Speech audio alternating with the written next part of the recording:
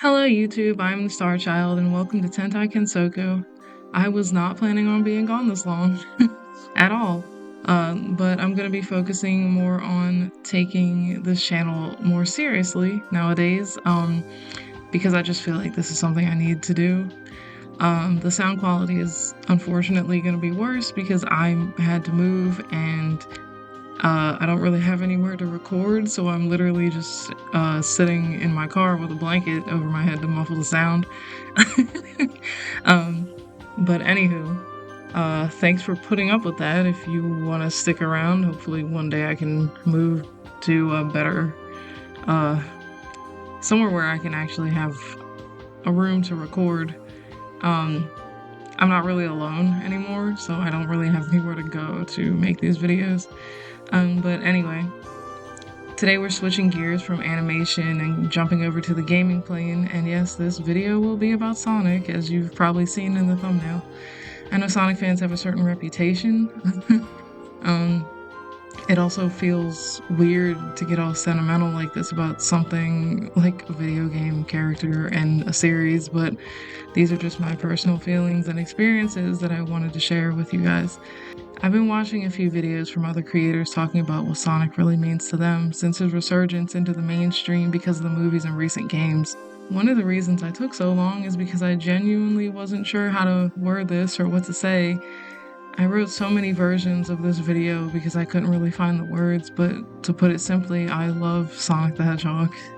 The main reason I started this channel was to have a place where I can really talk about nostalgia and this type of stuff. And I know proclaiming your love for a video game character or any series in general is cringe, especially as an adult. But again, that's why I made this channel, as an outlet to indulge my inner child and reminisce, to have a place for myself and other 90s and 2000s kids to come back and remind themselves of the things that we love so much as kids. I don't really have anyone in real life to nerd out about this stuff to either, so here we are. Video games in general were a huge deal for me as a kid. A lot of us back then were kind of raised by television in the 90s, just TV families, after school specials, PSAs from our favorite characters. But for kids like me, it was probably a little more serious of a statement. I didn't have a good childhood. It by far was not as bad as it could have been, but I grew up around users and abusers of drugs and alcohol, and though not everyone in my family did it, most of those who didn't were enablers or at work for most of the day. There was also narcissism in my family, which is something that I realized more recently, but looking back, a lot of the experiences I had explain why I am the way I am and who I am to a degree. I wasn't protected from those things, and I had to build up those walls on my own. Luckily enough, I was also surrounded by video games. I grew up with 80s kids, and they were around back in the day when video games were evolving and becoming the new big thing. My grandma literally bought all of my older cousins their own personal systems. Like, they all literally had their own NES or Sega or whatever was out. My mom also liked video games, so there was really no escaping them.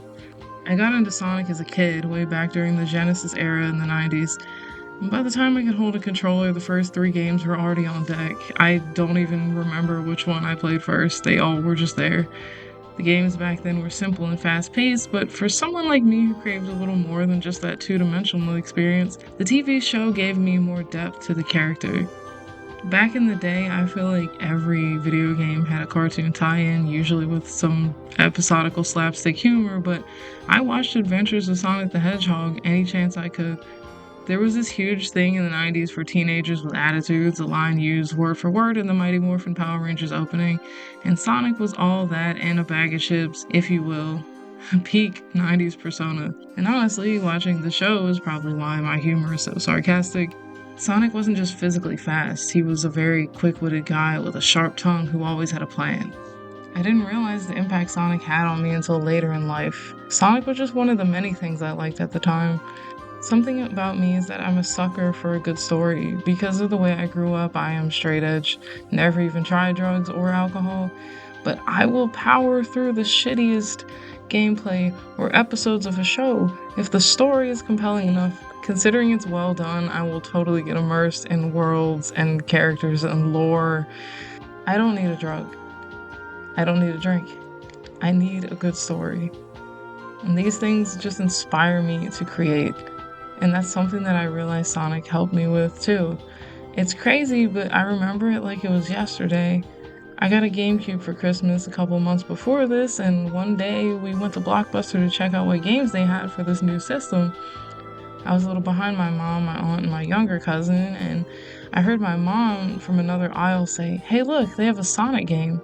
At this point, I hadn't played or really been into Sonic for years, but it was like something just snapped in my head, like a switch went off. Memories flooded back. I ran over to see Sonic Adventure 2 Battle sitting on the shelf. To this day, it's one of my favorite games of all time, and it deserves its own video. I really want to explore why this one in particular has such a chokehold on the fan base. But for me, the story was deep, and on the darker side, it was more serious. This is something I didn't really expect from Sonic, having played the Genesis games as a kid and not really finishing them back then. And ever since playing that game, I never let go of Sonic again. I might not always be deep into Sonic or even in the loop because I avoid the fan base as much as I can, but if a new game drops or some other type of media comes out, I'm there to at least check it out. Side note, I honestly think that era, the GameCube or Adventure era of Sonic, was something special. Like, Sonic was just as much the 90s in the 90s as he was the early 2000s in the early 2000s. It just exuded this confidence and edge and had like this power to it, I guess. From darker storylines to the rock music motifs, new characters and lore, the depth of this world that Sega had built at the time, genuinely, I think, became like the foundation of the series going forward. Sonic had a huge impression on me as a kid with no role models, in a household surrounded by unreliable adults that coulda, shoulda, woulda attitude. Sonic was just this beacon of light that could take me away from everything around me. He's a character of action, a doer, somebody his friends can rely on to be there and just do the right thing. And the thing about Sonic is that he's not even tied to any kind of expectations or rules. His sense of morality isn't even what you would expect of a typical hero character.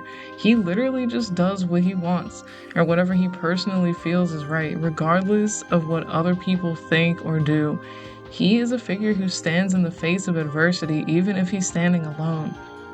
He even had this motto back then: I never look back. I've got no regrets, 'cause time doesn't wait for me. I choose my own way to go. That was something amazing to me. Everyone around me seemed to have something holding them back. Something I later realized was just themselves, but Sonic just moved. Even if there was no plan. Even if it wasn't always right in somebody else's eyes. He just did what he was gonna do and what he felt was right.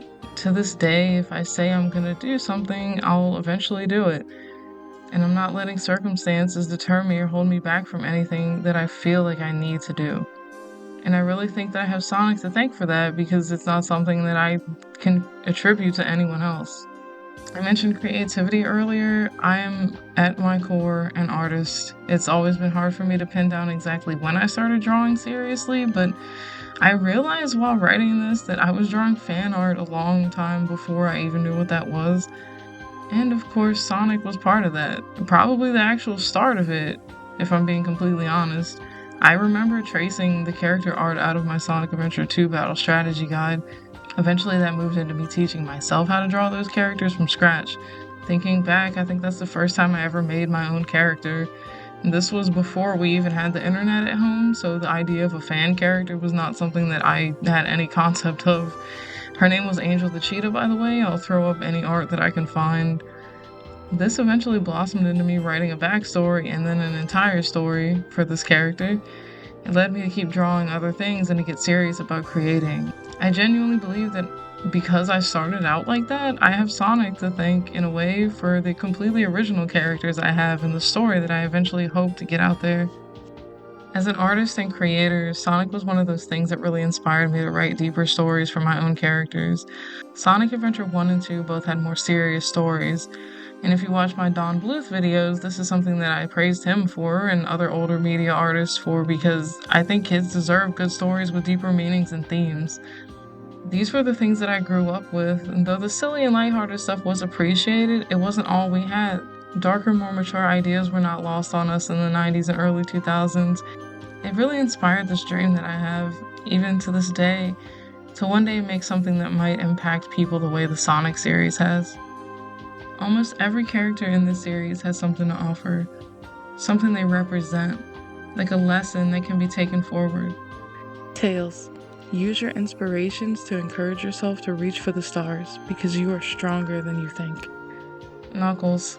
Stay determined and stick to your guns. There are times when you need to be that immovable force. Amy. Go forward with love in your heart, but don't be afraid to stand up for yourself. Cream. Remember to be kind. It can become your greatest strength. Shadow. You are enough. Be fearless and don't lose sight of what's important to you. Rouge. It's okay to focus on yourself from time to time. Just be smart and surround yourself with people and things that won't dull your shine. Omega. Know your worth. You are the best you there is, and where you came from doesn't determine what you can become. And Sonic. Keep moving forward. No matter what life throws at you, no matter how daunting a task or how bad the odds may seem, nothing starts until you take action, because time doesn't wait for any of us. Time spent worrying is wasted, and that energy is better used to do something, even if you have no idea where that will lead you. My love for the series will always remain, even if my interest ebbs and flows like with most things. I realized while writing this that Sonic seems to pop up in my life again and again when things are just getting hard for me, like a beacon of light just there to keep pushing me to move forward. 2024 was really rough. I ended up losing my job and having to move back home, which is what I mentioned before, and just starting over in my early 30s, it's not something that I really wanted to do or expected to have to do. Then Sonic X Shadow Generations came out, giving us one of the best stories in years. I suddenly got back into Sonic, and there was just this new lore which led to new ideas popping into my head. Hadn't drawn in years at this point, but the new Robotnik lore really got my mind racing to create a new character and stories. I suddenly got this giant need bubbling up in my chest to take my creativity more seriously, go back to my roots like when I was a kid, and just make something again. To draw, to write, to create again. Then my grandpa died. He was probably the one person in my life who I felt like was really a rock that I could lean on. He was basically like a father figure to all of us. Everything's been like a whirlwind since then, uncertainty and chaos. But the Sonic hype was not over because soon after that, the movie came out. And I'm still kind of riding whatever wave came on with that. And as corny, as embarrassing as it sounds, I feel like Sonic was just always there when he needed to be, guiding me through the chaos. And then I kind of thought about that chant that Tikal and Knuckles do for the Master Emerald. The servers are the 7 chaos. Chaos is power, and power is enriched by the heart. The controller is the one that unifies the chaos. You might not be able to control what happens to you, but you can control your response. It's all about what you do and how you deal with the things that life throws at you. The chaos that we all go through at some point in our lives can become the power that pushes you forward or backwards. It really depends on what you decide to do with it. And I know Sonic hasn't always been in a good place, but as someone who's been a fan since the beginning, I'm always tuning in to at least give him a chance. Now, regardless of what you want to say about them, and I know this firsthand that they can be kind of a lot to deal with, but Sonic fans are, at the very least, some of the most dedicated people out there. We want him to do well. That's why there are so many complaints and criticisms. Luckily, it seems like Sega is finally starting to take this series as seriously as they used to, and as the fans always have. Sonic Frontiers, though a little mediocre in places, showed that Sega is willing to go back to that more serious tone that the adventure games had, and Shadow Generations and the movies show that they're listening to us. With a timeline finally being presented and the infamous mandates kind of being lifted and shifted around a little bit, it feels like Sega is finally getting serious about taking the series in a more positive direction. And that's all I really wanted to say, or I'll just start rambling. I decided to use the song from the extras menu in Sonic Mega Collection for the background music, aptly named History. I know a lot of people use this song in their videos, but for me, it gives me that same feeling every time I listen to it as it did when I first heard it. Just me quietly sitting alone in my room, the hum of the CRT TV, the sound of pages flipping as I look through comic covers, concept art, and illustrations I'd never seen or just forgotten. It's a song that always stuck out to me. It has this somber yet hopeful feeling of nostalgia as you walk down memory lane, look through everything Sonic has been through up until that point. And that's basically how I felt making this video. Looking back on my history with the blue blur, it's a bittersweet feeling. Sonic is doing really good right now, and as an ancient fan, I know that there have been so many high highs and just as many low lows, but Sonic is such an important part of my childhood, I can't help but always look forward at this franchise with a kind of cautious optimism for what's to come. If you stuck around for this one, thank you so much. It's very different from the exploration videos, but I think doing these retrospective videos are something that I'll probably do in the future for other things that had a big impact on me. I also want to shout out a newer YouTuber I came across named Breck Effects. It's weird that I just happened to come across his content exactly around the time where I really got stuck on this script, and he just happened to post something very similar. Like I was legit on my third draft and I could not decide how to word this video, and his video helped me. His video and experiences really helped me get my own thoughts together. So I wanted to thank him if he ever saw this for some reason. The next few videos will be Sonic related. um, Mainly because I want to start reviewing the movies since I wanted to do that before and I never really got time to talk about them. And they're all available on streaming services, so it'll be easier for me to just like watch them and write it down, kind of like I did with the other ones. But these are newer.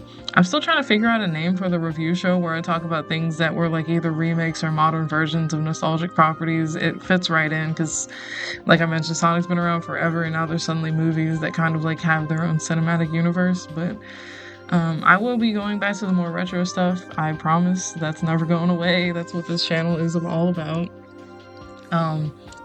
But, like I said, those remakes and whatever are just part of the whole nostalgia thing because they're capitalizing off of it. But anyway, remember to like, comment, and subscribe and all that. Embrace your inner child. See you guys later.